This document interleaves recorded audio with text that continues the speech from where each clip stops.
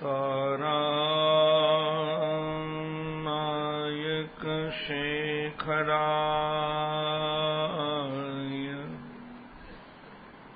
जगदाधाराय धाराधर छायाधारक कंधराय Girija संगैक श्रृंगारिणे नद्य शेखरिणे दृशातिलकिने नारायणे नास्त्रिणे नागैः कंकणिने again गृहणे नाथाय श्रेयन्नतिः वृन्दावनेश्वर मुकुन्द मनोज्ञवेश बंसी विभूषितकराम्बुजपद्मनेत्र विश्वेशकेशव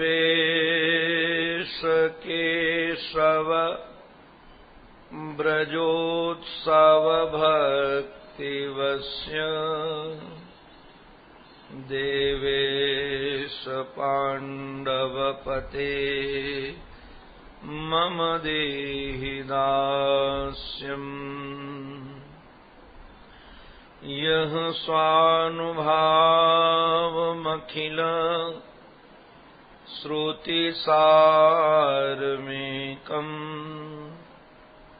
अध्यात्मदीपमति तितीरशतां तमोन्नम् संसारिणां करुणयाः पुराणगृहम् तं व्याससूनुमुपयामि गुरुं मुनीनाम्। ॐ नमः श्री परमहंसास्वादित चरणकमलचिन्मकरन्दाय भक्तजनमानसनिवासाय श्रीरामचन्द्राय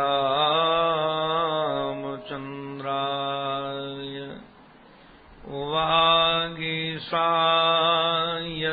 वदने लक्ष्मीर्यस्य च वक्षसि यस्यास्ते हृदये संवेद तं नृसिंहमहं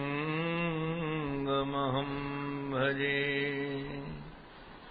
वन्दे नन्दव्रजस्त्रीणां पादरेणुमभीक्ष्णसः यासां हरिकथोदगीतं पुनाति भुवनत्रयम्। ब्रह्मादिजयसंरूढ दर्पकन्दर्पदर्पहा जयति श्रीपतिर्गोपी रासमण्डलमण्डनः। सद्गुरुं सद्गुणाधारं ध्यानगम्यं निरञ्जनम् अखण्डानन्दपादं वै भूयो भूयो नमाम्यहम्। श्री अखंडानंद पादं वै भूयो भूयो नमाम्यहम्। श्रीमन्नारायण नारायण नारायण श्रीमन्नारायण नारायण नारायण श्रीमन्नारायण नारायण नारायण श्रीमन्नारायण नारायण लक्ष्मी नारायण नारायण नारायण लक्ष्मी नारायण नारायण नारायण लक्ष्मी नारायण नारायण नारायण लक्ष्मी नारायण नारायण श्रीमन्नारायण नारायण नारायण श्रीमन्नारायण नारायण सद्गुरु नारायण नारायण नारायण सद्गुरु नारायण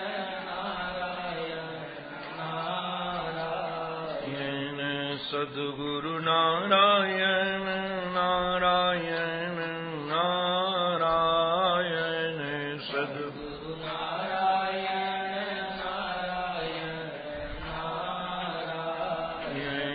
श्रीमन्नारायण नारायण नारायण श्रीमन्नारायण नारायण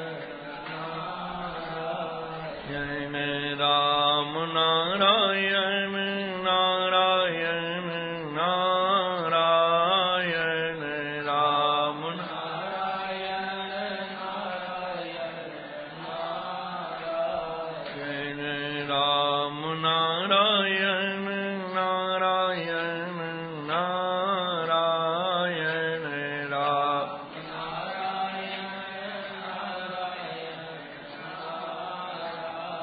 नारायण कृष्ण नारायण नारायण नारायण कृष्ण नारायण नारायण कृष्ण नारायण नारायण नारायण कृष्ण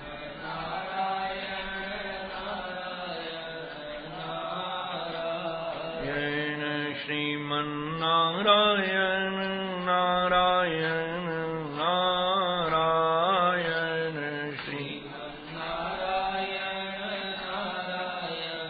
नारायण श्रीमन्नारायण नारायण नारायण श्रीमन्नारायण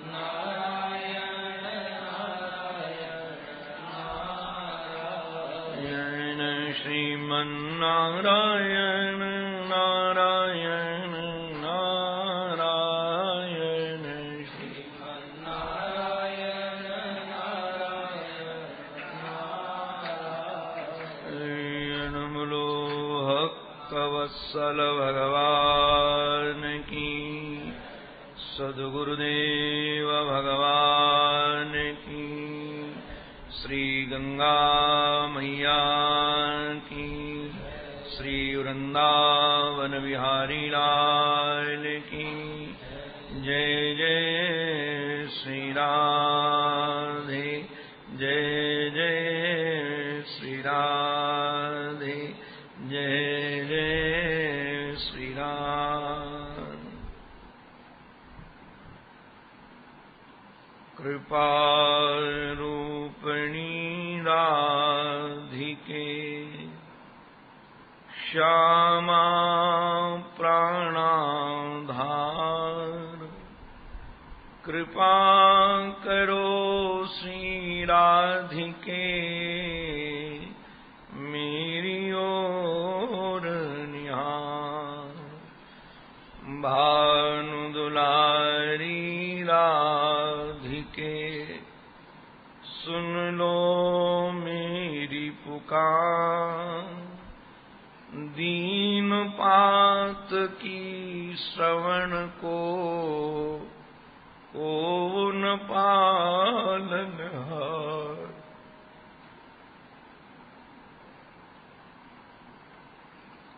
जीवन धन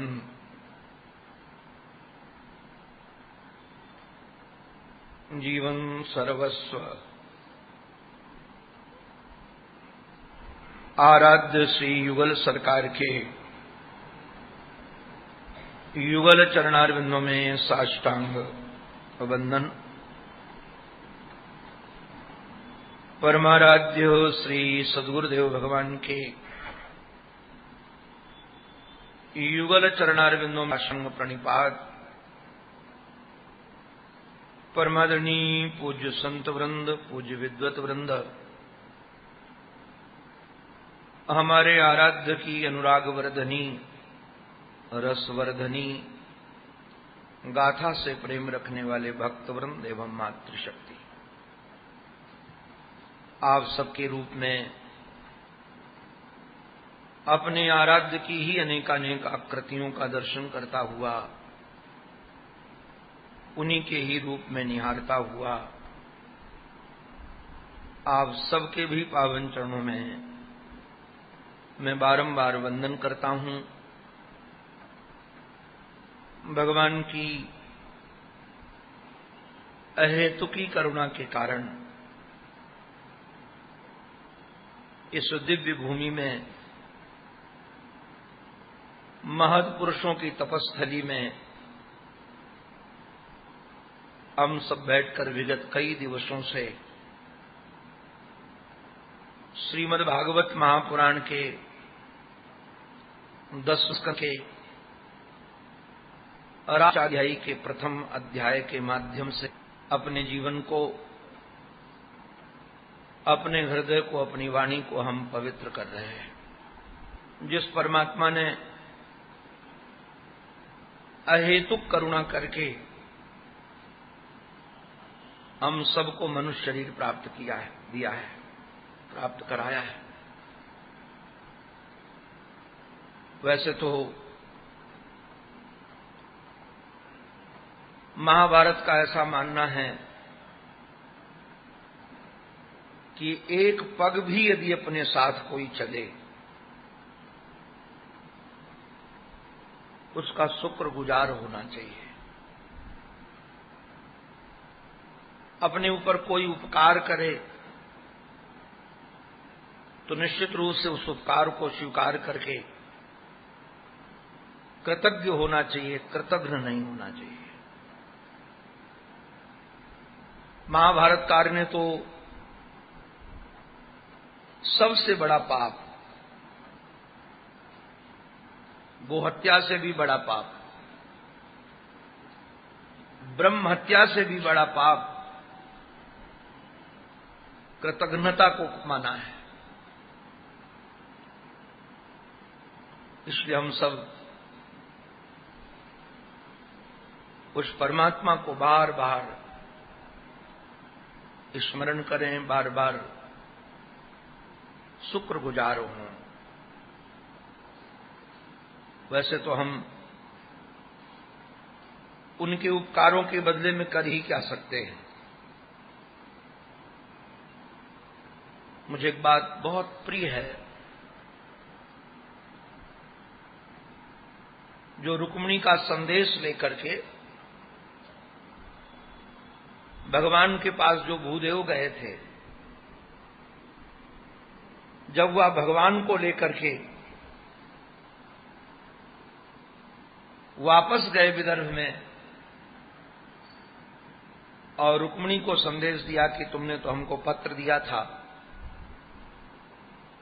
उन तक पहुंचाने के लिए हम तो परमात्मा को ही आपके पास लेकर आ गए। और रुक्मिणी ने पूरे घर में खोजा, इस उपकार के बदले हम इनको क्या दें, किंतु कुछ देने लायक रहा नहीं। हाथ जोड़कर संपूर्ण सन्मुख खड़ी होकर के कहती हैं कि मैं आपके चरणों में प्रणाम के अतिरिक्त क्या दे सकती हूं। तो मुझे कई बार लगता है जिस भगवान ने ये सारा साज सजाया है उसको हम क्या दे सकते हैं। मेरे पास है ही क्या जो उनको निवेदित कर सकें। तो कम से कम उनको प्रणाम तो निवेदित करें। प्रणाम हमारे श्री प्रभु को प्रिय है।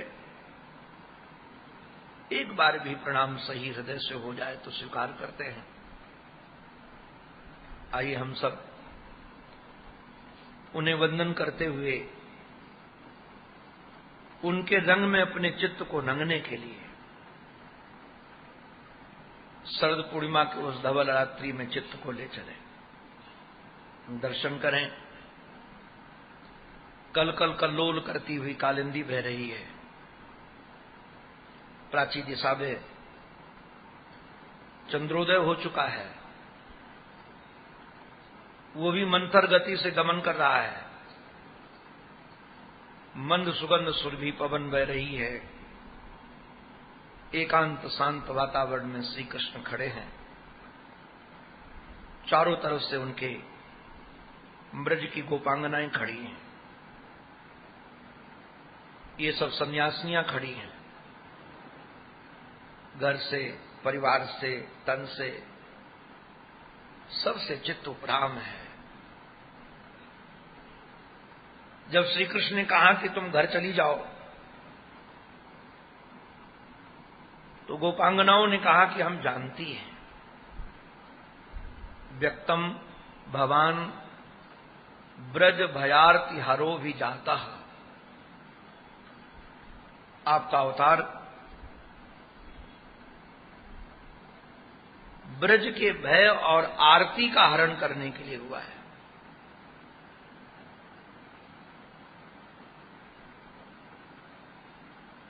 आपका अवतार ब्रजजनों को निर्भय करने के लिए हुआ है कि उनको भय से मुक्त कर दो। और जीवन की पूर्व अनुभूतियां हैं। एक बार नहीं, आपने बार बार हमको बड़ी बड़ी विपत्तियों से बचाया है, बड़े बड़े दुख से बचाया है। आप तो आदि पुरुष हो। पुरुष शब्द कहने का अभिप्राय ये भी है कि पुरुष होने के कारण पुरी शयनत्वाद पुरुष, ये जितनी पुर हैं उन सब पुरियों में आप रहते हो। पुरियों में रहने के कारण परमात्मा का नाम पुरुष है। तो आप कहोगे कौन से पुर है? हमारे कन्हैया ने पुर का परिचय दिया है। नव द्वारे पूरे देही नैव कुरवन न कार्य। ये 9 द्वार के पुर में,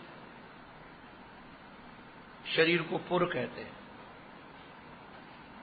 शरीर भी कहते हैं, पुर भी कहते हैं। हमारे एक महात्मा कहते थे शरीर तो इसलिए कहते हैं कि शरारत करता है। शरीर तो इसलिए कहते हैं कि शरारत करता रहता है, ये अपने शरारत से बाज नहीं आता। अच्छा, गजब की बात तो ये है, इसका चाहे कितना ध्यान दो। हमने बड़े बड़े संयमी पुरुषों को देखा है, किंतु उनका भी शरीर बिना शरारत किए रहता नहीं। भाई कम से कम संयमियों का शरीर तो शरारत न करे, करता ही है। तो शरीर कह लीजिए, पुर कह लीजिए, तो इन पुरों में आप रहते हो। और देखो, निवेदन कर दें, जिस पुर में व्यक्ति रहता है, जिस घर में व्यक्ति रहता है, उस घर की रक्षा करना गृहपति का कर्तव्य है। उसको साफ सुथरा भी रखना चाहिए। भाई यहां रह रहे हैं, हमारे महर्षि ने तो वर्णन किया कि एक सज्जन पुरुष थे, तो यात्रा जब करते थे वो, तो जिस प्रकोष्ठ में रहते थे, धर्मशाला में रह रहे हैं, किसी आश्रम में रह रहे हैं, स्थान में रह रहे हैं, आप लोगों ने ये तो शायद लगभग देखा होगा कि व्यक्ति अपने प्रकोष्ठ को साफ सुथरा रखता है, किंतु वो व्यक्ति बड़े विलक्षण थे। साफ सुथरा तो रखते ही थे, किंतु जिस दिन जाना होता था उस दिन उस कमरे की विशेष सफाई करते थे। झाड़ू लगाकर, पोछा लगाकर, साफ सुथरा करके फिर जाते थे। तो महाराज जी ने उनसे पूछ दिया, यात्रा में थे, कि जाते समय क्यों सफा करते हो? उन्होंने कहा, हम चले जाएंगे, कोई दूसरा आएगा और आने वाला सही ईश्वर होगा और वो हमारे इस प्रकोष्ठ को देखेगा कि साफ सुथरा करके गया है तो हमारे ऊपर खुश हो जाएगा। और सचमुच में ये व्यवस्था होनी चाहिए। आश्रमों में भी ये ध्यान रखना चाहिए। कई बार हमको लगता है हम अपना थोड़ी है, इसको चाहे जैसे यूज करें। अरे अपना नहीं है तो परमात्मा का है, और परमात्मा का होने के कारण उसका ज्यादा ध्यान रखना चाहिए। हमको ये चौपाई रामायण जी महाराज बहुत अच्छी लगती है। संपत्ति सब रघुपति कहे आही, ये सब संपत्ति रघुनाथ की है, हमारी नहीं है। अपनी हो तो किसी को देने का अधिकार है, अपनी हो तो किसी को उठाकर देने का अधिकार है, उसको नष्ट करने का अधिकार है। किंतु जब स्वामी की है तो उसको नष्ट करने का अधिकार नहीं है। हमारे एक महाराज जी जिनकी सेवा में ये शरीर रहा, पूज्य ब्राह्मणी जी परिचित है, स्वामी श्री ओंकारानंद जी महाराज, तो बहुत मुंह लगा था। जो बहुत अंतरंग हो जाते हैं वो मुंह लग जाते हैं, तो मैं मुंह लगा हुआ था उनके। तो लास्ट में जब उनका स्वास्थ्य बहुत खराब, ये शरीर सेवा में था, तो उनका इस बालक से बड़ा स्नेह सेवक के प्रति हो ही जाता है। तो मेरा हाथ पकड़ लेते थे और उनको पता चल गया था कि शरीर पूरा हो जाएगा, तो मुझे कोई न कोई आश्रम की व्यवस्था समझाते थे, ये कर लेना, ये कर लेना, ये कर लेना। तो मैंने एक दिन रात्रि में करीब 2 बजा होगा, कुछ व्यवस्था समझाने लगे, तो मैंने हाथ जोड़ करके कहा कि महाराज आप तो महर्षि का ध्यान करो। अपने गुरुदेव को ईश्वर ही मानते थे, उनके इष्ट और गुरु अलग अलग नहीं थे, वो अपने गुरुदेव को इष्ट मानते थे। तो मैंने कहा कि आप महर्षि का ध्यान करो, ये संसार की व्यवस्थाएं तो आती जाती सब बनती रहती हैं।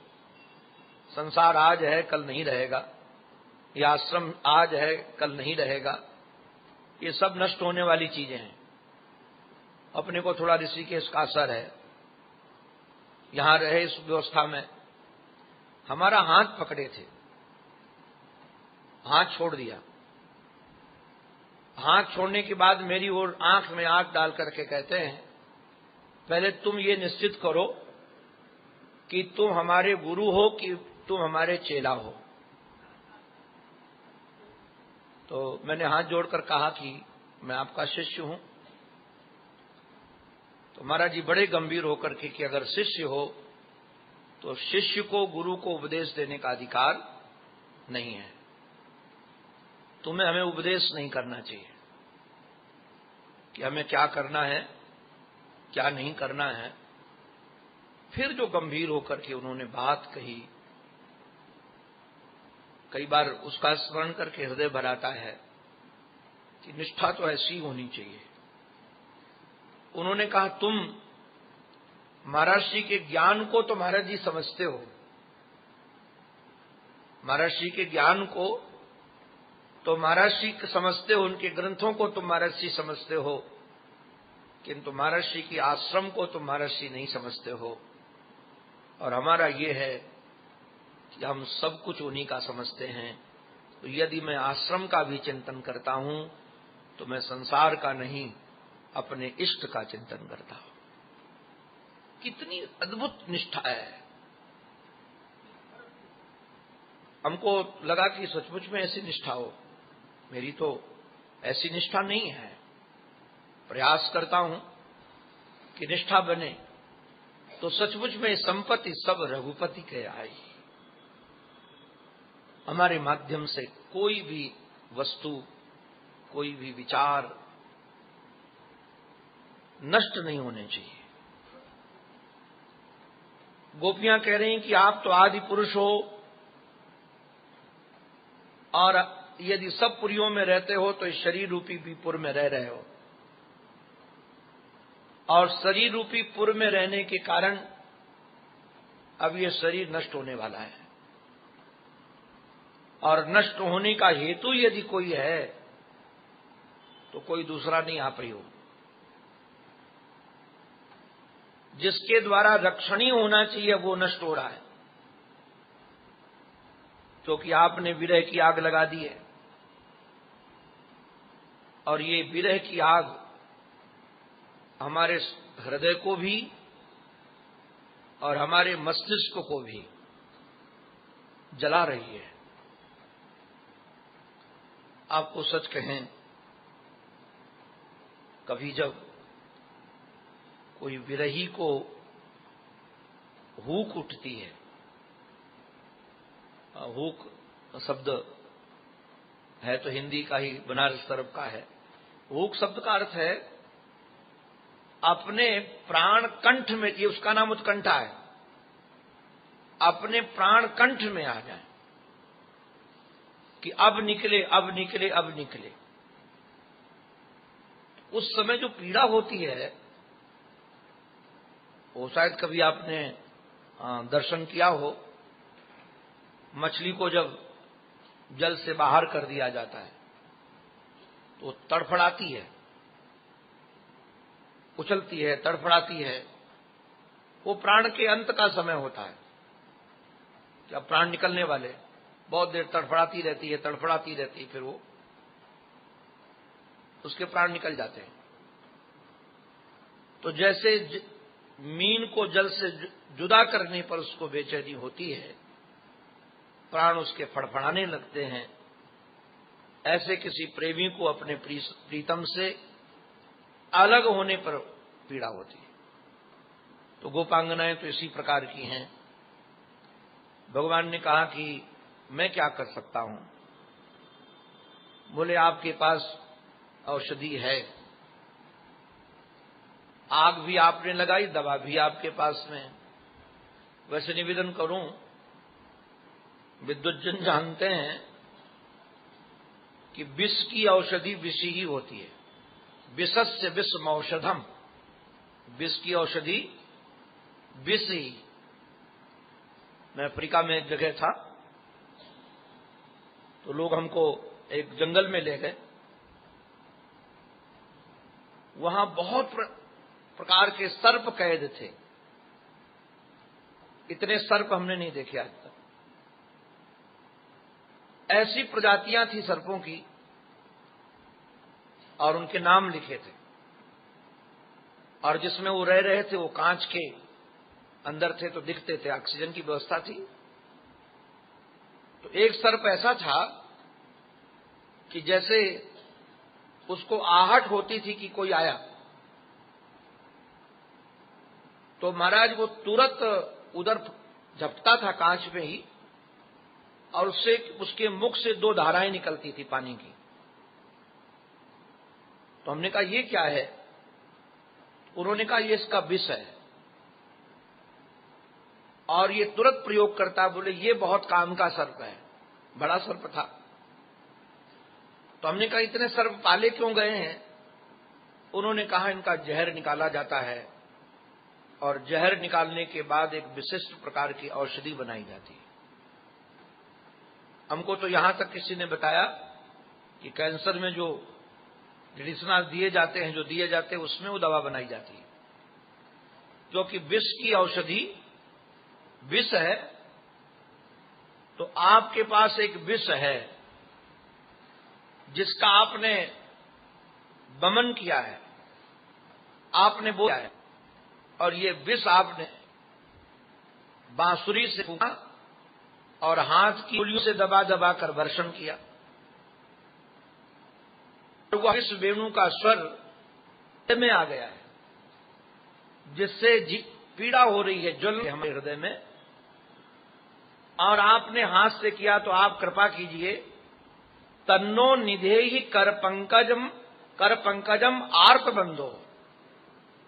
हे आर्त बंधो, जो आपका कर है वो पंकज है, तो ये कर दो जगह रख दो। एक तो हृदय में पीड़ा है, हृदय में जलन है, तो आप हमारे हृदय में रख दीजिए। और दूसरा, हमारे मस्तिष्क में पीड़ा है विरह की, तो सिर में रख दीजिए। भगवान ने कहा भाई ये वर्षण, ये रखना तो काम का है, किंतु क्यों रखूं?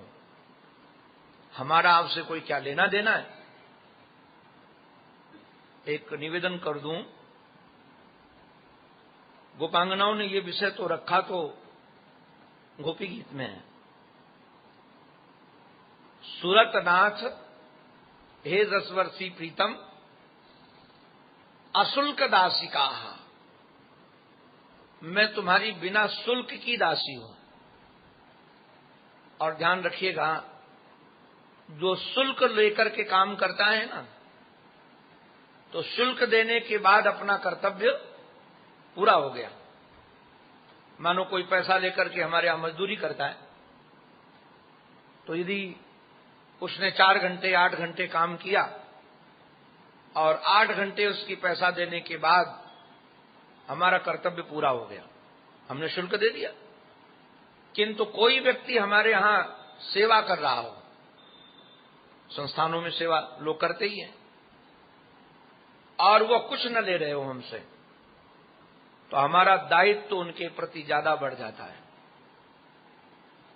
यदि किसी ने निःशुल्क हमारे यहां सेवा 10 वर्ष की है, तो फिर हमारा भरण पोषण का पूरा दायित्व बनता है। बीमार हो जाए तो दवा का दायित्व बनता है। सेवक के प्रति स्वामी का विशेष कर्तव्य होता है, क्योंकि अब जाएगा कहां हूं, दूसरा अवलंबन नहीं है। अगर कोई स्वामी या संस्था सेवक के प्रति दुर्व्यवहार करती है तो दंड की भागीदार है, क्योंकि जवानी तक तो उसने काम किया, अब वृद्धावस्था है तो कहां जाएगा? घर से मतलब नहीं है, परिवार से मतलब नहीं है, पैसा इकट्ठा किया नहीं है, ईमानदारी से सेवा में रहा है। तो ऐसे सेवक, ऐसे निष्काम सेवक का रखरखाव संस्था का कर्तव्य है। उसको आप कोई बहाना नहीं बना सकते हो, कोई युक्ति नहीं दे सकते हो कि अब तुम जाओ, तुम्हारा यहां काम नहीं है। गोपियां कहती हैं कि आप कोई बहाना नहीं बना सकते हो, आप छोड़ नहीं सकते हो, हम आपकी किंकणी हैं। और नारायण सचमुच में व्यवहार में क्या, जब तक सेवक स्वस्थ रहे तब तक तो सेवा लेते रहो, और सेवा यदि करने लायक न हो तो उसका ध्यान ही मत दो। ये तो कोई सामान्य मर्यादा नहीं है। तो गोपांगनाएं मानो कह रही हैं कि हम तुम्हारे चरणों की दासी हैं, किंकणी हैं, आप जैसा चाहो वैसा व्यवहार करो। महाराज, ये वाक्य इनके समर्पण का वाक्य था। हाथ ऊपर कर दिए, अब चाहो तो जीवन दो, चाहो तो मौत दो, हम तो तुम्हारे आदर पर पड़े हैं। चाहो तो प्यार दो, चाहो तो फटकार दो, चाहो तो सेवा दो, चाहे तो घर से निकाल दो। अब इसके बाद हम कुछ नहीं कह सकती। मेरे पास अब कहने का सामर्थ्य भी नहीं रहा, अब तो बोलने का सामर्थ्य भी नहीं रहा। हमारा चलने का सामर्थ्य था तो चलकर आ गई, अभी तक बोलने का सामर्थ्य था तो बोल ली। अब इसके बाद निश्चित रूप से कहीं यदि आप स्वीकार नहीं करते तो त्रुटि हमारी है। मुझे एक बात बहुत अच्छी लगी, कोई वकील अपनी बात जज के सामने रखता है और जज उसको समझ न पाए तो वकील ये नहीं कहता कि आप समझ नहीं पा रहे हो, ये व्यवहार के खिलाफ है। वकील को कहना पड़ेगा, साहब मैं अपनी बात सही ढंग से रख नहीं पाया, मैं अपनी बात आप तक पहुंचा नहीं पाया। स्वामी को दोष, सामने वाले को दोष नहीं कि तुम समझ नहीं पा रहे हो, तुम्हारी बुद्धि ठीक नहीं है, ये तो अपराध हो जाएगा। तो कहना पड़ेगा कि हमने तो अपनी बात रख दी, किंतु लगता है रखने में कहीं त्रुटि हो गई, अपनी बात अपने ढंग से रख नहीं पाए, हम दोबारा रख रहे हैं। तो गोपियों ने कहा कि हम तो अब दोबारा रखने लायक भी नहीं है, आपके चरणों में हमने अपनी बात रख दी है। हे आर्त बंधो, हे करुणा सिंधो, हे कृपा सिंधो, अब तो केवल आपके हाथों का सहारा है, हमारे जीवन को आप बचा लीजिए। श्री सुखदेव जी महाराज कहते हैं, इति विकुलितम तासाम श्रुत्वा योगेश्वरेश्वरः। एक निवेदन करें, भगवत कृपा से आराधन का ग्रंथ है श्रीमद् भागवत महापुराण, ये वैदुष्य का ग्रंथ भी नहीं है। जैसे रामचरितमानस भी वैदुष्य का ग्रंथ नहीं, आराधना का ग्रंथ है। उसकी जो जितनी आराधना करेगा उतना हृदय उसके सामने वो खोलेगा, हमने कई बार देखा है। ऐसे भागवत की आराधना जो करेगा जितने ढंग से, भगवान उसके सामने उतने ही ढंग से निरावरण होंगे, क्योंकि भागवत कोई ग्रंथ नहीं है, भागवत भगवान है और भगवान की प्राप्ति प्रेम से ही है। आप चाहो कि इसको वैदुष्य से हम लगाना चाहें, व्याकरण पढ़कर, न्याय पढ़कर, छंद काव्य प्रबंध पढ़ करके फिर भागवत की पंक्ति लगाने के लिए बैठो तो न तो कम पंक्तियां आपसे लगेंगी और न भागवत अपना वास्तविक अर्थ प्रकट करेगा। वास्तविक अर्थ भागवत उसी के सामने प्रकट करता है जो अपना उसको हृदय देता है। तो नारायण में निवेदन कर रहा था कि सुखदेव जी महाराज के जो वाणी बोलने का ढंग है, मैं गारंटी से आपको कह रहा हूं, यदि थोड़ा भी सावधानी से भागवत की आराधना करो तो संशय नहीं होगा कहीं। क्योंकि यदि संशय हो रहा है चित्त में तो हमने भागवत को सही ढंग से देखा नहीं। अब जैसे रास प्रारंभ हुआ था तो राष्ट्र के प्रारंभ में ही सुखदेव जी महाराज ने भगवान पिता रात्रि ही, भगवान शब्द का प्रयोग किया और भगवान शब्द का प्रयोग करके सुखदेव जी महाराज बताना चाहते हैं, कर्तुम अकर्तुम अन्यथा कर्तुम समर्थ हैं, ये षड ऐश्वर्य संपन्न है। ये वेणु काम के लिए नहीं बजाई जा रही है, पूर्ण विश्राम के लिए बजाई जा रही है। काम के लिए तो वेणु वो बजाएगा जिसके अंतःकरण में काम होगा, और जो स्वयं श्याम है, श्याम काम के लिए वेणु क्यों बजाएगा? वो तो पूर्ण काम है। जहां भी आप देखिए, मैं कई बार लोगों ने गिरिराज जी को उठाया श्री ठाकुर जी ने, और गिरिराज जी को जो स्थापित किया तो सुखदेव जी महाराज कहते भगवान अपि तम शैलम, पूर्व स्थान है, जैसे पहले महाराज था वैसे स्थापित कर दिया, भगवान ने काम किया। ऐसे अब जब भगवान गोपियों की बात सुन रहे हैं तो भगवान के लिए एक शब्द प्रयोग किया श्री सुखदेव जी महाराज ने, योगेश्वरे स्वर कृष्ण।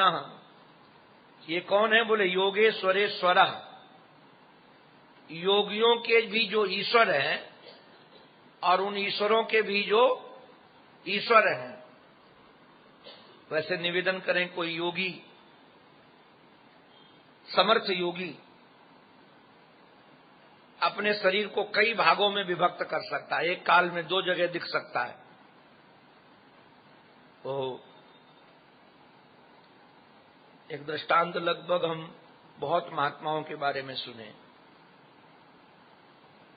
लगभग कोई सिद्धि की बात बताई जाती है रामायण जी, तो ये जरूर सुनने को मिलता, आपने भी सुना होगा।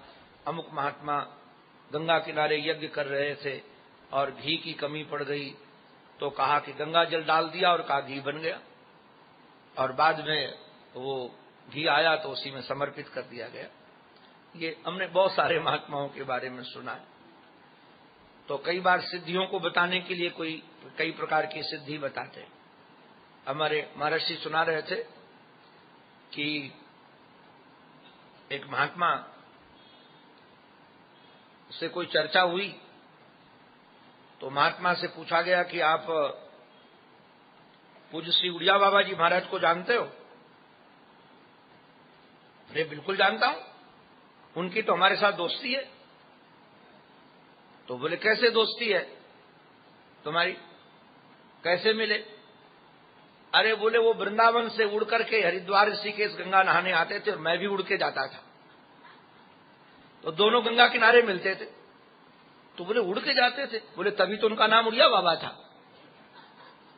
अब उनको पता भी नहीं था बाबरे को कि वो उड़ीसा प्रांत का शरीर था, इसलिए उनको उड़िया बाबा कहते। नाम था पूज्य पूर्णानंद तीर्थ जी महाराज, किंतु उड़ीसा प्रांत के होने के कारण वो महाराज उनका नाम उड़िया बाबा कहते थे।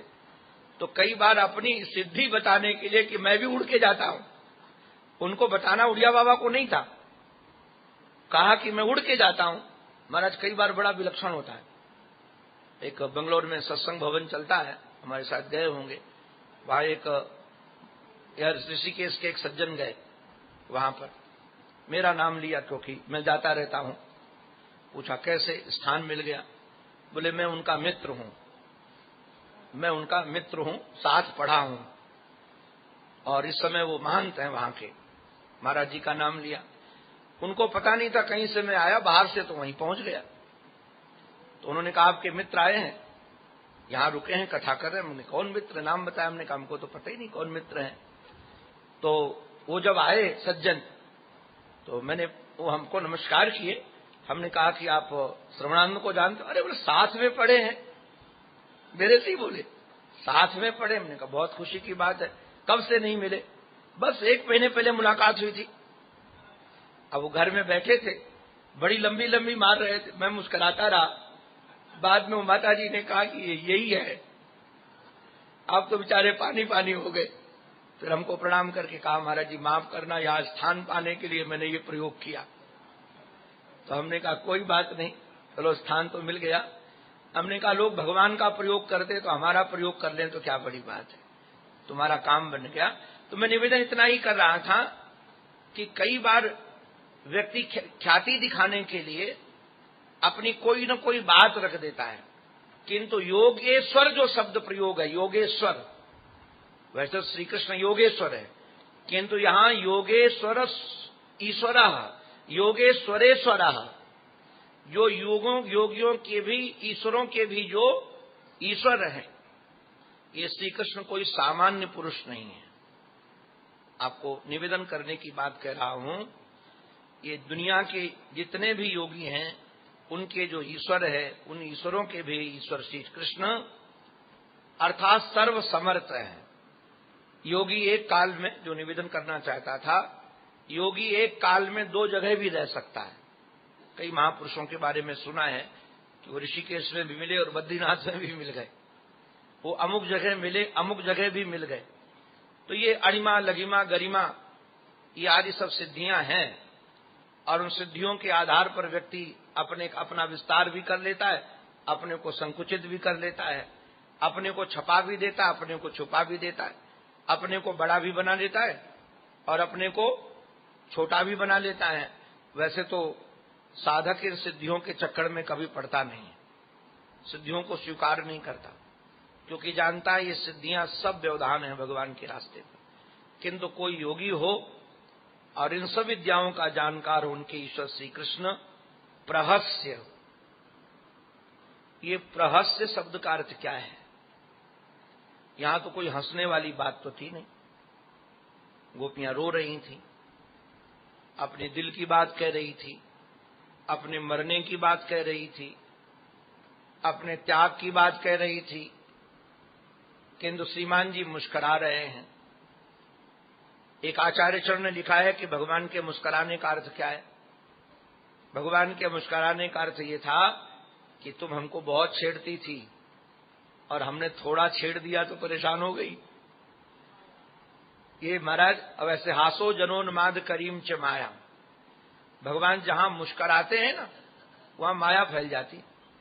आप कभी रामायण जी सुनाएंगे, रामायण में जनक जी महाराज जब राम जी अपने गुरु जी के पास पहुंचे, जब हमारे श्री विश्वामित्र जी महाराज पहुंचे तो सब खड़े हो गए, जनक भी खड़े हो गए।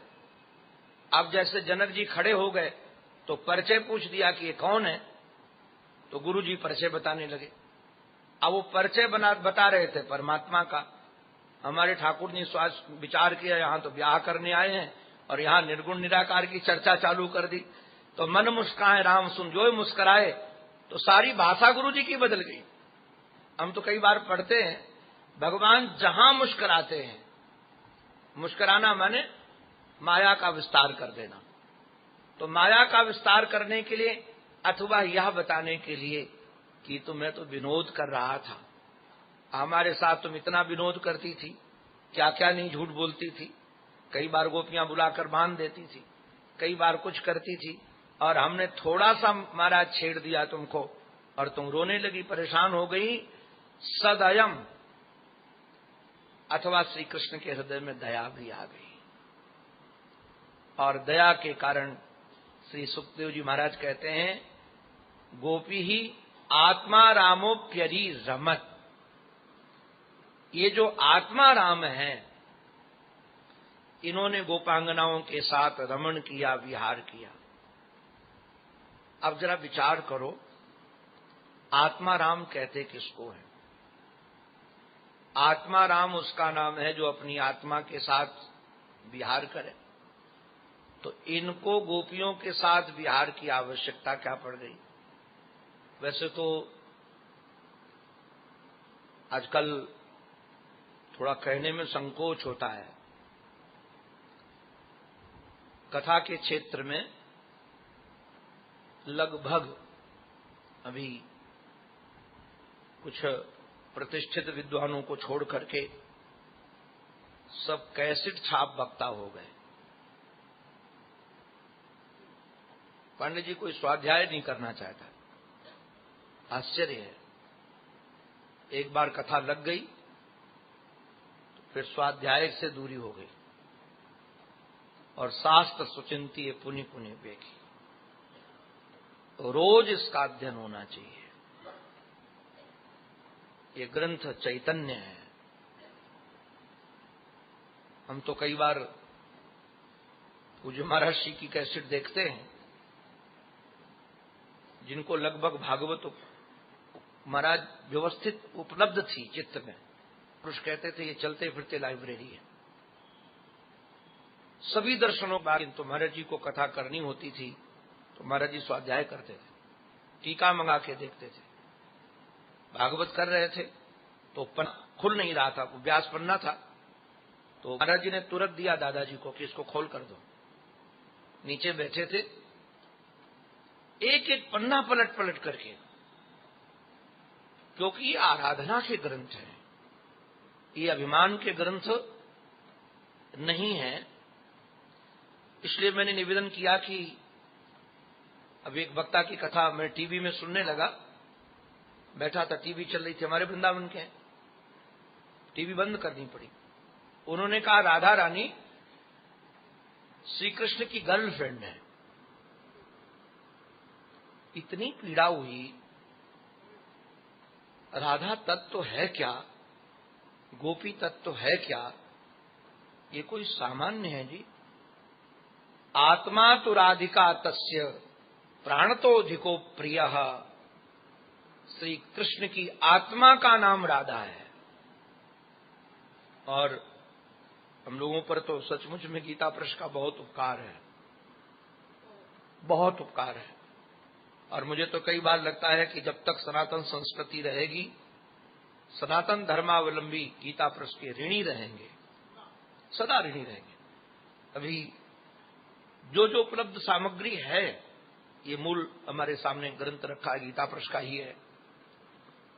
इसमें महात्म दो हैं, पद्म पुराण का महात्म भी है, स्कंद पुराण का भी महात्म है।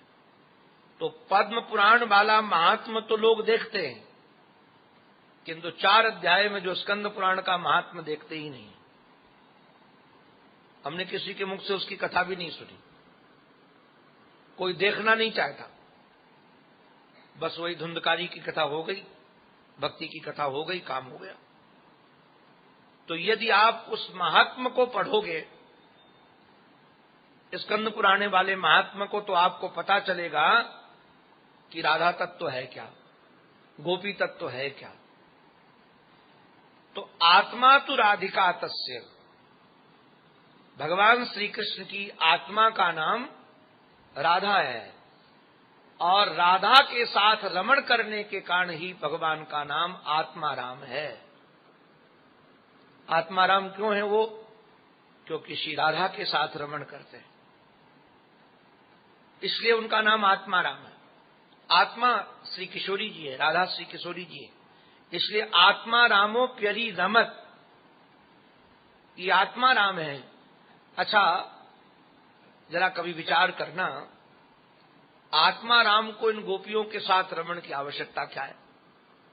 भागवत का एक बड़ा रसीला श्लोक है तो सुखदेव जी महाराज के बारे में, कि जो सुखदेव जी महाराज स्त्री पुरुष के भेद से अनविज्ञ थे। स्त्री पुंभिदा न तो सुतस्य विविक्त दृष्टे। सुखदेव जी महाराज निकलकर चले गए, रास्ते में कुछ दिव्य देवांगनाएं स्नान कर रही हैं। सुखदेव जी महाराज को जाता हुआ देखकर उन्होंने वस्त्र नहीं पहने, किंतु जैसे कृष्ण द्वैपायन वेदव्यास जी महाराज निकले तो लज्जा के कारण कपड़े पहन लिए। श्री वेदव्यास जी महाराज ने पूछ दिया कि अभी हमारा नवयुवक पुत्र निकल कर गया और तुमको उनसे लज्जा नहीं आई? मैं तो तुम्हारे बाप के बाप की उम्र का हूं, बूढ़ा बाबा ठहरा। उन देवांगनाओं ने, दिव्यांगनाओं ने महाराज कहा कि महाराज माफ कीजिएगा, भले ही आपका पुत्र नवयुवक है, किंतु अभी उसको स्त्री पुरुष का भेद नहीं है। आप जरा विचार कीजिएगा, जब तक बालक को स्त्री पुरुष का भेद नहीं होता है, तब तक मां उससे लज्जा नहीं करती है। अगर मां को वस्त्र धारण करने होते तो उसको कमरे से बाहर नहीं निकालती कि जा मुझे कपड़े बदलने। किंतु वही नवयुवक हो जाता है बालक जो वक्षस्थ से लगकर दुग्धपान करता था, किंतु जैसे उसको स्त्री पुरुष का भेद पता चलता है, मां तुरंत अपने को ढकना प्रारंभ कर देती। तो कहा कि भले वो महाराज बड़े हैं, जवान हैं, तरुण हैं, किंतु उनको स्त्री पुरुष का भेद पता नहीं। तो जिनको स्त्री पुरुष का भेद पता नहीं है, वो भागवत की कथा क्यों कहने लगे जी? क्या आवश्यकता पड़ी भागवत की कथा कहने के लिए? तो हमारे श्री सूत जी महाराज ने बड़ी दिव्य बात रखी। बोले आत्मा रामश्च मुनयो निर्ग्रंथापि रुक्रमे कुर्वन्ति अहेतुकीं भक्तिम इत्थम भूत गुणो हरि। आत्मा रामश्च मुनयो, आत्मा राम माने जो अपनी आत्मा के साथ रमण करते। मुनि शब्द का अर्थ है मननशी, जो शास्त्र को श्रवण कर रहे हैं और श्रवण के बाद मनन में लगे। श्रवणम तो गुरो पूर्वम मननम तदनंतरम निदिध्यासन मित्ते तद पूर्ण बोधस्य लक्षण। तो जो मननशील महात्मा है उनका नाम मुनि है।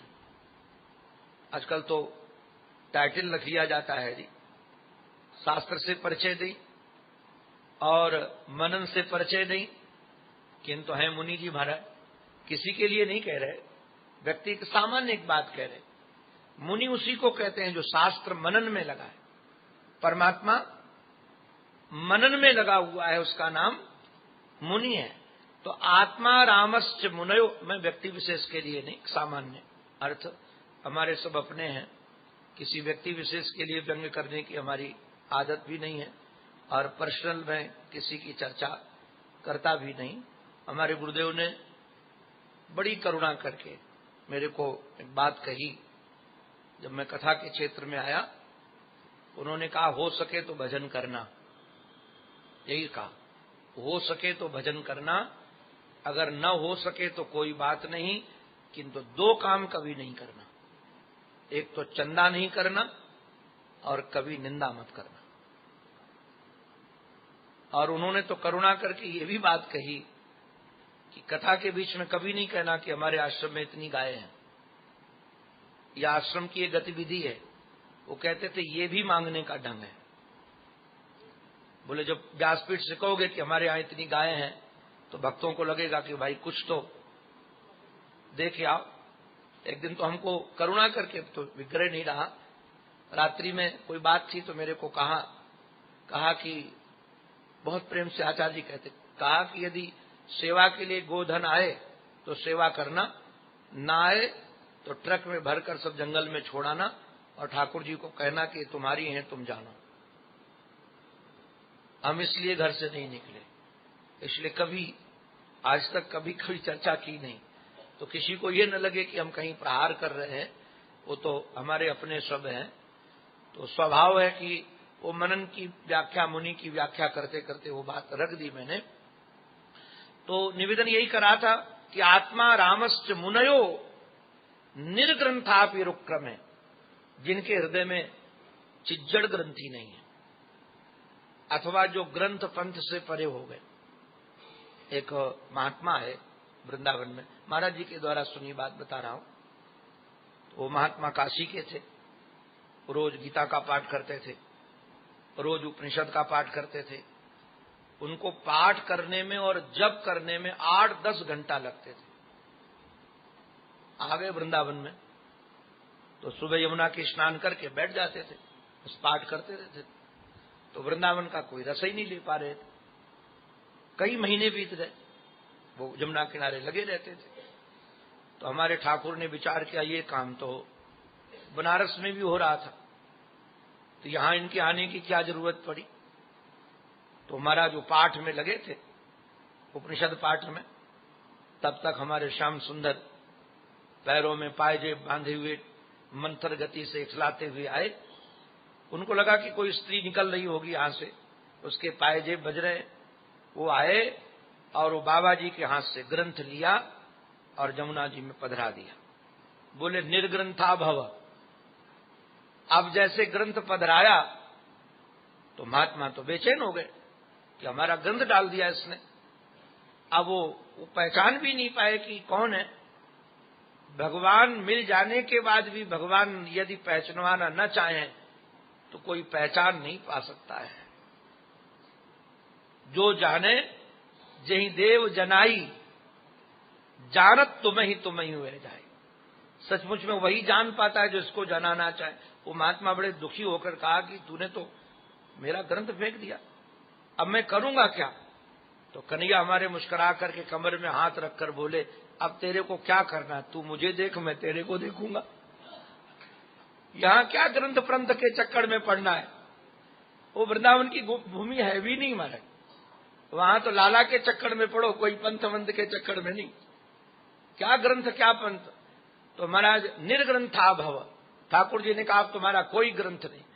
तो ऐसे भी जो महात्मा हैं, आत्मा राम आप्त काम चिज्जड़ ग्रंथि जिनकी कट गई हैं, जो ग्रंथ पंथ से परे हो गए हैं, कुर्वन्ति अहेतुकीम भक्तिम, वो भी भगवान की भक्ति करते हैं। मैं बार बार निवेदन करता हूं, महात्मा लोग भी ठाकुर से प्रेम करते हैं, और हम लोग भी करते, किंतु हमारी भक्ति में उनकी भक्ति में फर्क है। भक्ति भक्ति है।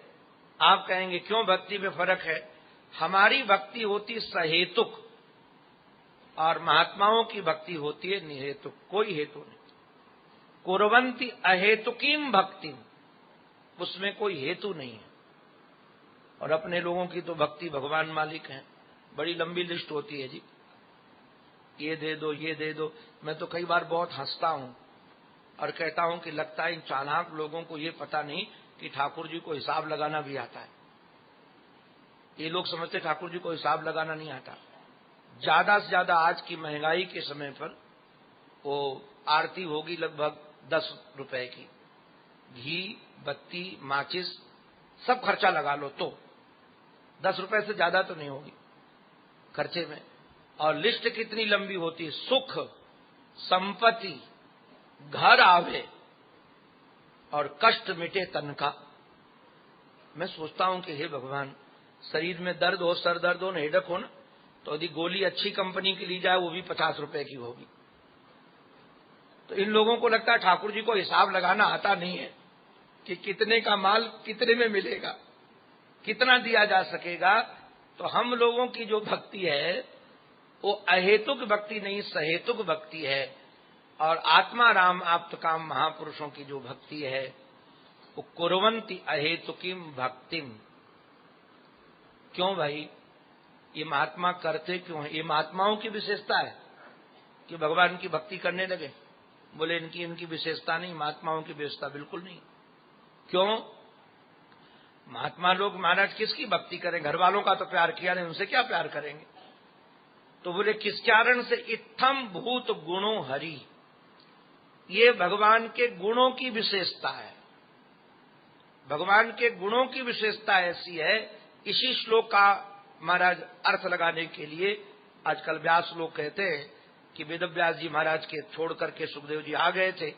जब एकांत में बैठे भजन कर रहे थे तो भागवत की रचना करके जिसमें भगवान के गुणों की चर्चा है, शिष्यों को रटा दिया। और वो जंगल में बरहा पीडम नटवर बपु कर्णयो हो कर्णिकारम, ये जब श्लोक सुना तो कहा इतने सुंदर श्री कृष्ण है। बाद में सुखदेव जी महाराज ने कहा होंगे सुंदर, हमें क्या लेना देना, हम तो महात्मा ठहरे।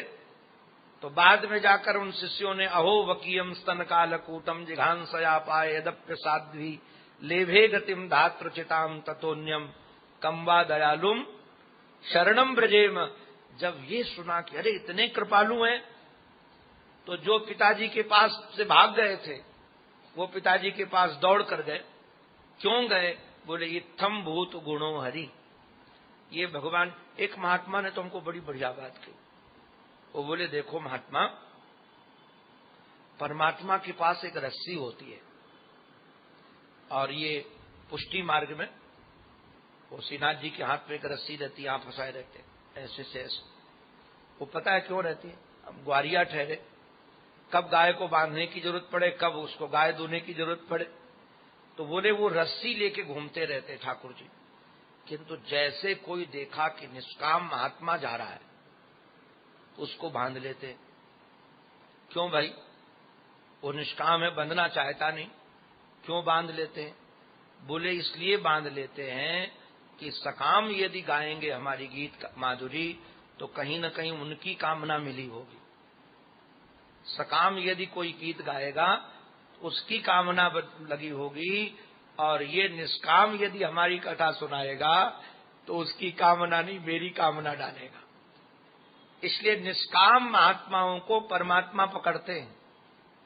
तो ध्यान दीजिएगा, जैसे निष्काम महात्माओं को आत्मा राम आप्तकाम महात्माओं को परमात्मा की लीला पकड़ लेती है, ऐसे जो आत्मस्वरूप परमात्मा है उनको अपने प्रेमियों का चरित्र पकड़ लेता है, प्रेमियों का स्वभाव पकड़ लेता है। क्योंकि भाई अनुन्याश्रय, ये अनके आश्रय वो उनके आश्रय। तभी तो ये श्लोक चरितार्थ होगा कि जो ऐसा भजन करोगे वैसा हम भजन करेंगे। ये था माम प्रपद्यन्ते तांस तथैव भजाम में। अगर वो निष्काम होकर उनका भजन न करें तो श्लोक चरितार्थ नहीं होगा।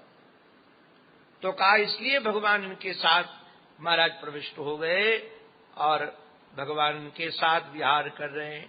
ता भी समेता भी उदार चेष्टिता, भगवान की चेष्टाएं बड़ी उदार है। देखो, उदार शब्द का अर्थ बड़ा अद्भुत है।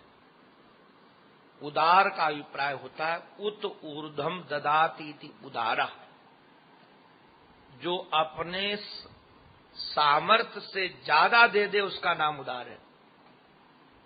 अब मानो करोड़ों रुपया है और 1-2 लाख रुपया दे दिया तो उदार नहीं है। उदार उसका नाम है। वो हमारे महर्षि ने बताया कि बाबा के यहाँ भूपा था, भूपा नाम था शायद, लालाराम के पिताजी थे, तो नौकरी करते थे। उस समय बहुत कम पैसा मिलता था उनको, किंतु जैसे वो सब्जी लेने जाता था ना, और कोई दुखी मिल जाए, रोगी मिल जाए, तो सब्जी का पैसा उसको दे आता।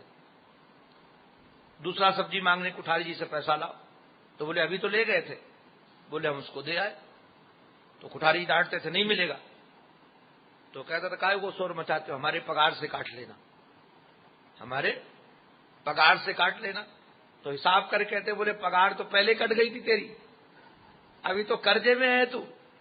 तो बाबा सुनते थे, सुनकर कुठारी जी को बुलाते, दे दो ना चुपचाप, वो किसी गरीब को दे आया है। इसका नाम उदार है कि महाराज देने का सामर्थ्य कम हो और ज्यादा दे दे। उत ऊर्ध्वम ददाति, तो भगवान की चेष्टाएं परम उदार है। क्यों भाई परम उदार है? ये चेष्टा ही भगवान को दे देती है भक्तों को। इसलिए महाराज ये परम उदार ठाकुर जी गोपांगनाओं के साथ महाराज नृत्य करने लगे। उपगीयमान उदगायन बनिता सठ यूथपा।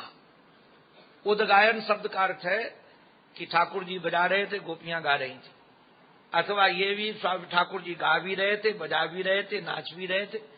और ये गोपी कोई एक नहीं थी, सत यूथपा, 100 यूथ थे, और एक एक यूथ में करोड़ों गोपियां थी। आप लोग कहोगे कि एक एक यूथ में करोड़ों गोपियां, तो ये वृंदावन की भूमि में अटी कहां, स्थान कितना चाहिए? ध्यान दीजिएगा, श्री वृंदावन चिन्मय है, और चिन्मय का स्वभाव है, उसमें आप चाहे कितना चाहो उतना बढ़ा लो। तो चिन्मय वृंदावन था जहां ये राधा विभ्रत वैजयंतीम, भगवान श्री कृष्ण के उस माला का नाम वैजयंती माला है। वराह नवर बपु कर्णयो भ्रदवासः कनक कमम वैजयंतीम च माला। तो ये वैजयंती है क्या?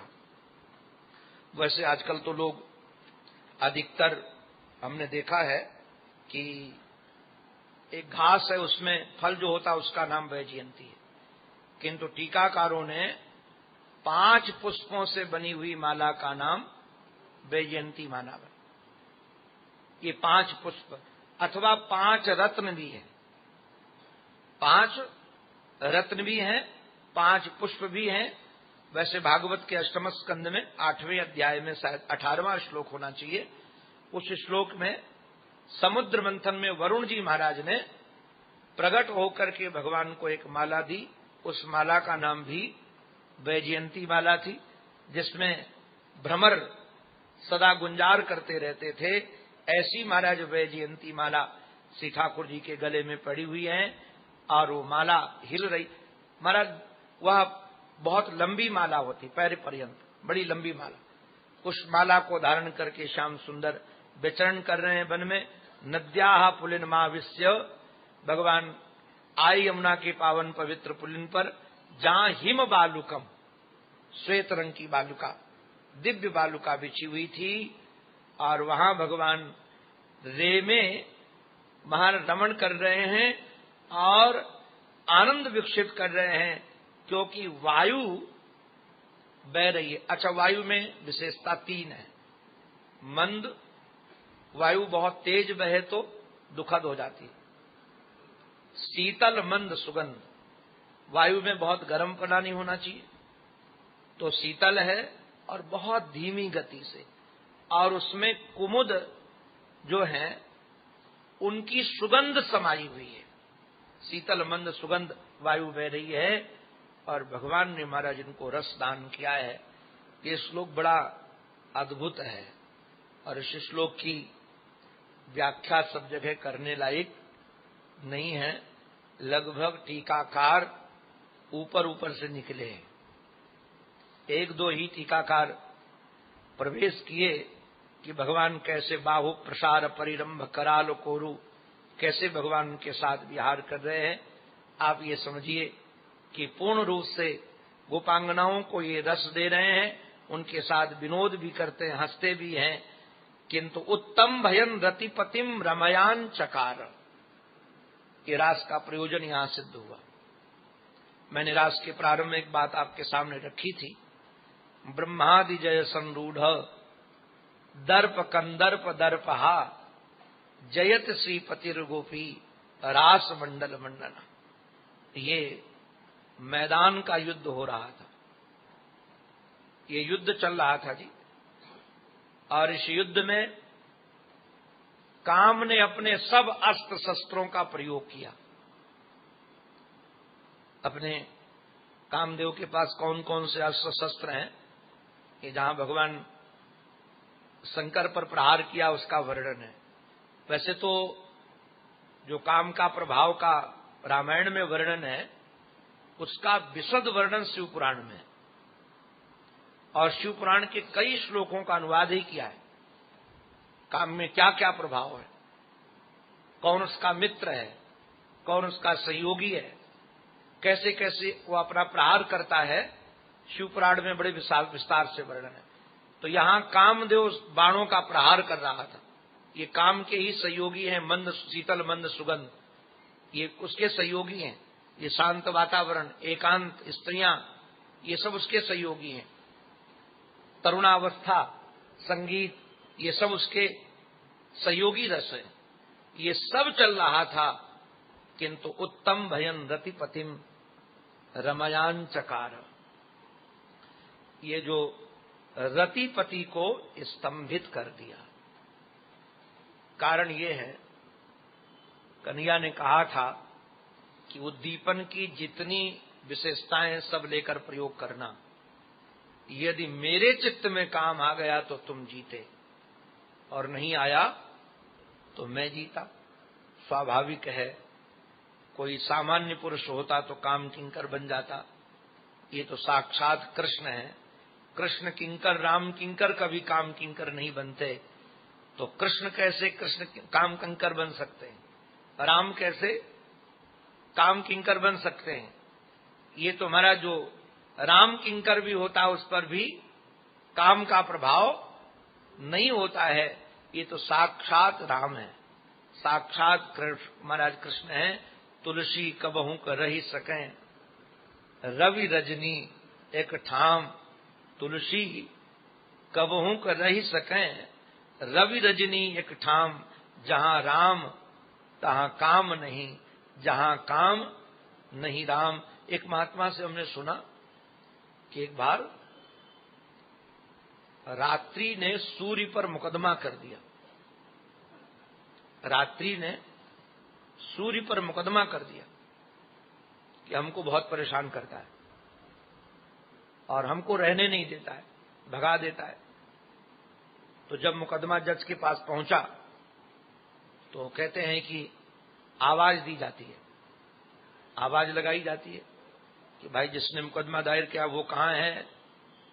तो पूछा गया रात्रि कहां है, तो पर हाजिर हुजूर मैं यहां हूं, बताया उसने। थोड़ी देर के बाद अब कहा कि जिस पर मुकदमा दायर किया सूर्य को बुलाओ, तो सूर्य आ गया। तो महात्मा कहते जैसे सूर्य आया तो अब जज साहब ने कहा कि बताओ भाई रात्रि देवी तुम कहां हो, बताओ क्या क्या परेशानी है। अब रात्रि नदारद, अब बार बार बुलाया जा, रात्रि कहां है, रात्रि कहां है, रात्रि कहां है। तो रात्रि हो तब बताए, अब तो महाराज खारिज मुकदमा। तो जहां सूर्य होता है वहां रात्रि नहीं होती है, जहां श्याम होते हैं वहां काम नहीं होता है। किंतु ध्यान रखना, श्याम के रहने पर काम तो नहीं होता है, किंतु जीवन के काम बिगाड़ने वाला एक अभिमान आ जाता है, एक अभिमान। और ये गोपियों को आ गया। कौन सा अभिमान आया? एवं भगवतः कृष्णान लब्धमाना महात्मना। सुखदेव जी महाराज को भी कोई दूसरी उपमा नहीं मिली। सुखदेव जी महाराज श्री कृष्ण को महात्मा कह रहे हैं। ये महात्मा जी, महात्मा माने सीधे साधे, और दूसरे महात्मा शब्द का अर्थ, आजकल कोई महाराज की बात करता तो मैं हंसता हूं, बोले ये साधु बड़े सरल हैं, ये संत बड़े सरल हैं। अरे बाबा, जो सरल होता है वही संत है। अगर सरलता नहीं है तो संत है ही नहीं है। कोई कहे कि संत बड़े सरल है, तो अरे ये तो महाराज संत ही है तभी तो सरल है, उसके साथ संत सरल शब्द लगाने की जरूरत नहीं है। किंतु आजकल महाराज, जब पहले डालडा नहीं आया था तब ये शायद लिखने की जरूरत नहीं पड़ती होगी, शुद्ध देसी घी। अरे घी घी है भाई, वो शुद्ध अशुद्ध क्या है? घी घी है, किंतु घी के नाम पर लोगों को जब डालडा मिलने लगा तब लिखना पड़ता है शुद्ध देसी घी। ऐसे ही संत सरल हो गई, उपमा देने लगी। तो महात्मा का जो स्वभाव होता है, मैं निवेदन कर दूं, आप सबको ध्यान रखिएगा। भगवान इस समय महात्मा है। महात्मा ना शब्द का प्रयोग है। क्यों महात्मा है? महात्मा उसका नाम है जो सम्मान योग्य हो उसको तो सम्मान शब्द देते हैं, जो सम्मान योग्य न हो उसको भी सम्मान दे। क्योंकि जहां भगवान दिखेगा तो सबको सम्मान होगा कि नहीं होगा। मैं कई बार लोगों को निवेदन करता हूं, व्यापारियों को, कि संसार में महात्मा प्रमाण नहीं है, महात्मा परमात्मा में प्रमाण है। महात्मा संसार में प्रमाण नहीं है। कोई व्यक्ति कह दे कि महात्मा इनको बहुत प्रेम करते हैं और बड़ी प्रशंसा करते हैं, तो हम कहते चक्कर में मत पड़ जाना। महात्मा तो सबको प्रेम देते हैं और सबकी प्रशंसा करते हैं, उनका स्वभाव है। वो निंदा कभी करेंगी नहीं, वो कभी दोष वर्णन ही नहीं करेंगे। तो हमारे श्री कृष्ण क्या कर रहे थे? कई स्त्रियों की चुनरियां गिर गई थी तो उसको उड़ा रहे थे, कई को पसीना आ गया था उसको पोंछ रहे थे, कई के पायजेब खुल गए थे उसके पायजेब महाराज बना रहे थे। अरे कहां तक कहें, कई गोपियों के तो बाल सुधार रहे थे। ये केशव है ना, केशव, केशव माने जो केश संवार दे, तो ये केश संवार रहे थे। आत्मानम में निरे स्त्रीणाम मानिन्यो विधिकम भोवी। एक छोटी सी बात कह करके अपने प्रवचन को विश्राम की ओर लेकर जाएंगे। कभी भी अपने सौभाग्य को भी जीना हो तो भगवान की ओर से जीना चाहिए। महर्षि ने एक दृष्टांत दिया कि अवध में एक संत सम्मेलन था, बहुत बड़ा, बड़े बड़े दिव्य संत विराजमान थे। तो जिस महापुरुष ने वो यज्ञ करवाया था, संतों का सम्मेलन, उस महान महाराज जी ने अपने एक प्रिय सेवक को सेवा दे दी। उस समय ये पंखे तो थे नहीं, तो पीछे से उनको पंखा करने का अवसर दे दिया। सौभाग्य था। अब वो सेवा कर रहे थे, पंखा झल रहे थे, उनको एकदम अपने सौभाग्य पर दृष्टि चली गई कि मैं तो कामी व्यक्ति, संसारी व्यक्ति, परिवार में लगा हुआ, कहां अवध धाम और कहां ऐसे दिव्य संत, इनकी सेवा का अवसर मिल गया। और जैसे महाराज उन्होंने किया तो उनको रोमांच हो गया, और रोमांच होने के बाद उनको इतना महाराज रसोत्पत्ति हुई कि वो मूर्छित होकर गिर गए। हाथ से पंखा छूट गया। जैसे पंखा छूट गया तो लोगों ने उनको संभाला, और बाद में उन्होंने कहा कि हमको ये सेवा मिल जाए। तो गुरु जी ने कहा कि तुम सेवा के अब अधिकारी नहीं रहे, क्योंकि सेवा का सुख तुम स्वयं लेने लगे। बहुत सावधानी की जरूरत है। आपको क्या कहें, प्रेम और वासना में बाल बराबर अंतर है। जहां क्रिया का सुख स्वयं लेने लगे वहां वासना हो गई, और क्रिया का सुख जब प्रीतम के पास पहुंचाया जाए तो प्रेम हो गया। किंतु कितना सूक्ष्म अंतर है। कब स्वसुख की इच्छा हो जाती है बहुत कठिन है। इसलिए महाराज ये अपना सुख लेने लगी तो भगवान अंतर्हित हो गए हैं, और अंतर्हित होने के बाद जब गोपांगनाओं ने खोजा, प्रार्थना की, गोपी गीत गाया, तो श्री ठाकुर जी इनके साथ प्रसन्न होकर के और इनके साथ दिव्य रास रस का स्वादन किया है। यह यथार्भकः स्वप्रतिबिंब विभ्रम, जैसे कोई बालक अपने ही प्रतिबिंब को देखकर नाचे। रूप राश प्रभु अजर बिहारी, नाचे ही निज प्रतिबिंब निहारी। वैसे ही गोपांगनाओं के साथ श्री कृष्ण ये दिव्य रस दे रहे हैं। अब ये गोपियों को लेने दीजिए और गोविंद को देने दीजिए, ये रस प्रवाह बहने दीजिए। भगवत कृपा से, मां गंगा की अहेतुकी कृपा से, आप सबके सौजन्य से इस बालक को भी मां गंगा की गोद में बैठ करके आप सब रसिकों के सामने रसिक शिरोमण श्री कृष्ण की चर्चा करने का अवसर मिला। यह निश्चित रूप से भगवत कृपा का ही प्रतिफल है। कभी इस स्थान पर बैठ करके पूज्य स्वामी जी का दर्शन करता था। सुबह ये स्थान भरा होता था। मैं आ जाता था 5 बजे दूध लेने के लिए। परमार्थ निकेतन में दूध मिलता था स्वामी जी को, तो 5 बजे आता था।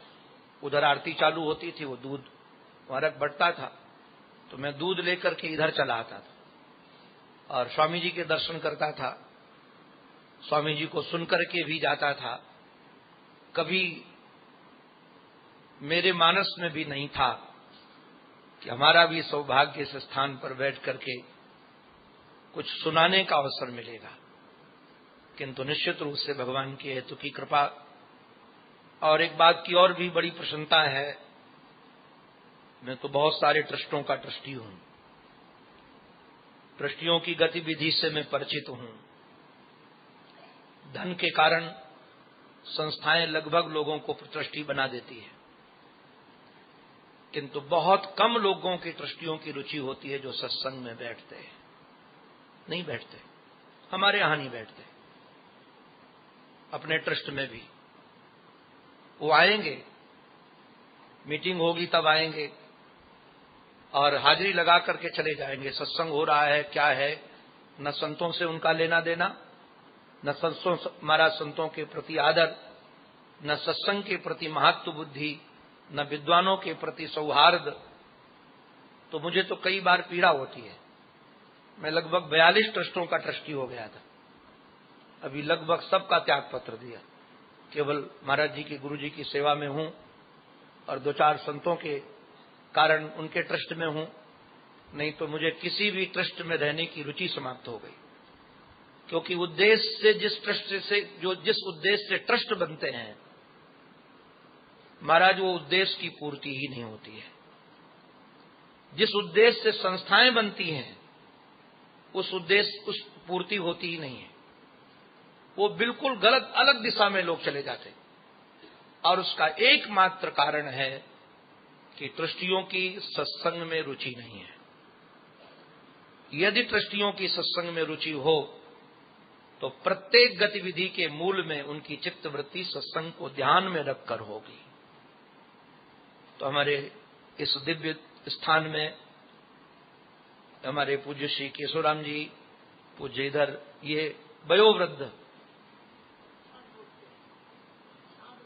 चांद गोटिया जी और ट्रस्टीगण देखते हैं, वृद्धावस्था में सुबह सही समय से गतिविधियां नहीं हो पाती, साधन भजन करने में विलंब हो जाता है, वृद्ध शरीर में पूजन भजन करने में ही देर होने जाती है अवस्था के कारण। किंतु आप लोग बड़े प्रेम से सत्र में बैठते हैं, और हमको तो कथा करके चले जाना है, आपको तो अन्य संतों को भी, और हर कथा में बैठते हैं। ये निश्चित रूप से इस ट्रस्ट का सौभाग्य है कि जिन ट्रस्टियों की गति सत्संग में हो, और जिसकी गतिविधि सत्संग में होगी वही से कर पाएगा और वही भगवंत से प्रेम कर पाएगा। जिसकी रुचि सत्संग से नहीं है वह न तो संत से प्रेम कर पाएगा, न भगवानता तो ऐसी है कि ऐसे व्यक्ति को जिसको सत्संग प्रिय नहीं है, महात्मा प्रिय है, भगवान प्रिय नहीं है, उसको तो ट्रस्टी रहने का भी अधिकार नहीं है। उसको तो ट्रस्ट पद छोड़ देना चाहिए। कहना चाहिए वो लोग संभालें जिनको सत्संग प्रिय है, जिनको संत प्रिय हैं, जिनको भगवंत प्रिय है। तो आप सब लोगों के माध्यम से, सौहार्द से, मुझे तो लगता नहीं था कि इस बार ये शरीर यहां आएगा, तो किंतु संयोग बना और बड़े सौहार्द से हमारे श्री कृष्ण कुमार जी ने, उन्होंने कहा कि कुछ स्वास्थ्य ढीला था, बोले महाराज आप स्वास्थ्य ढीला करके भी स्वस्थ होकर आइए, वो हमारे लिए महत्वपूर्ण है। और मुझे आने का अवसर मिला। इसी बहाने से यहाँ बहुत सारे संतों के दर्शन का अवसर मिलता है। हम सायंकाल संतों के पास जाते हैं, कैलाश आश्रम में भी, सब जगह जितने स्वर्गाश्रम में, तो इसी ब्याज से, क्योंकि सेवा में होने के कारण ऐसे तो आना होता नहीं है। मैं प्रयास करता हूं किंतु निकल नहीं पाता हूं। इसी बहाने से, इसी ब्याज से मुझे इस भूमि का दर्शन मिलता है, संतों का दर्शन मिलता है और सत्संग का दर्शन मिलता है। तो आप सब ट्रस्टियों को, आप सब भक्तों को, आप सब प्रेमियों को बारंबार धन्यवाद देता हुआ, और ईश्वर से यही प्रार्थना है हम सब की मति, रति, गति एकमात्र भगवान के चरणों में हो। इसी प्रार्थना के साथ ये उनकी वाणी उन्हीं के पावन पवित्र चरणारविंदों में समर्पित। बोलो भक्तवत्सल भगवान की, सद्गुरुदेव भगवान की, श्री वृंदावन बिहारी लाल की जय। जय श्री राधे, जय जय श्री राधे, जय जय श्री राधे।